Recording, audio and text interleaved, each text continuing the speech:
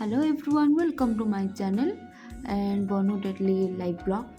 And ମୁଁ ମୋ office ପାଖରେ ଯେହେତୁ ବର୍ଷା ହେଉଥିଲା ମୁଁ ଭିଜିଟ୍ କଲି ମୋ ଅଫିସ୍ ପାଖରେ ଥିବା ଟେଷ୍ଟ ଅଫ୍ ଚାଇନା ରେଷ୍ଟୁରାଣ୍ଟକୁ। ଦେନ୍ ମୁଁ ଜଲ୍ଦି ସେଠି ଅର୍ଡ଼ର ବି କରିଦେଲି କାହିଁକିନା ଟାଇମ୍ ବି ମୋ ପାଖରେ ବହୁତ କମ୍ ଥିଲା ଆଉ ମୋ ଅର୍ଡ଼ର ବି ଜଲ୍ଦି ବି ଆସିଗଲା। ଦେନ୍ ମୁଁ ମୋ ଖାଇବାରେ ଲାଗିଗଲି। ଖାଇବା ଏଠିକାର ବହୁତ ଟେଷ୍ଟ ଥିଲା ଆଉ ଯେହେତୁ ଏଇଟା ଚାଇନିଜ୍ ରେଷ୍ଟୁରାଣ୍ଟ ତ ଚାଇନିଜ୍ ଉପରେ ବି ସ୍ପେଶାଲ୍ ଥିଲା। ଏଣ୍ଡ ବାହାରେ ବହୁତ ଜୋରରେ ବର୍ଷା ହେଉଥିଲା ବୋଲିକି ମୁଁ ରେଷ୍ଟୁରାଣ୍ଟ ପଳେଇ ଆସିଲି କି ବାହାରେ ଠିଆ ହେବା ଅପେକ୍ଷା ଭିତରେ ଭିଜିଟ୍ କରିବା ଏଇ ଫାର୍ଷ୍ଟ ଟାଇମ୍। ତ ଭିତରଟା କେବେ ବି ମୋରି ଘର ପାଖରେ ଅଛି, କେବେ ବି ମୁଁ ଭିଜିଟ୍ କରିନି।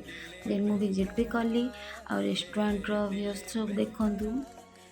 ଏଠି କଷ୍ଟମର୍ ବହୁତ ଆସନ୍ତି ବି ଏଇ ଜାଗାରେ। ତ ମୋତେ ୱିଣ୍ଡୋ ବାଲା ସିଟ୍ ଖାସ୍ କରି ମୋତେ ବସିବାର ଥିଲା, ତ ସିଟ୍ ବି କିଛି ଟାଇମ୍ ପରେ ଖାଲି ହେଇଗଲା। ମୁଁ ମୋ ସିଟ୍କୁ ପଳେଇ ଆସିଲି। ତ ଦେଖନ୍ତୁ ବାହାରେ କେମିତି ବର୍ଷା ହେଉଛି ଆଉ ମୁଁ ଉପରେ ଥାଇକି ବର୍ଷାକୁ ଫିଲ୍ କରୁଛି। ରୋମାଣ୍ଟିକ୍ ବାଲା ୱେଦର୍, ମାନେ ମିନିମମ୍ ବର୍ଷା ହେଉଥିଲା ବୋଧେ 5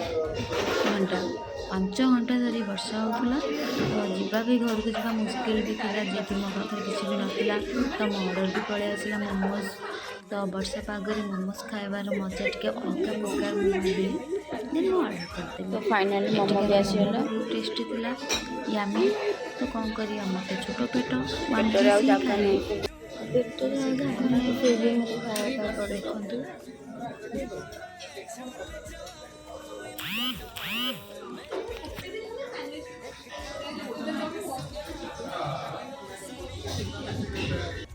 ତ ମୁଁ ମୋ ଖାଇବା ଖାଇପାରିଲିନି, ତ ପାର୍ସଲ୍ କରିବା ପାଇଁ ଦେଇଦେଲି। ସେଇ ଭିତରେ କିଛିଟା ଭିଡ଼ିଓ ବନେଇଦେଲି।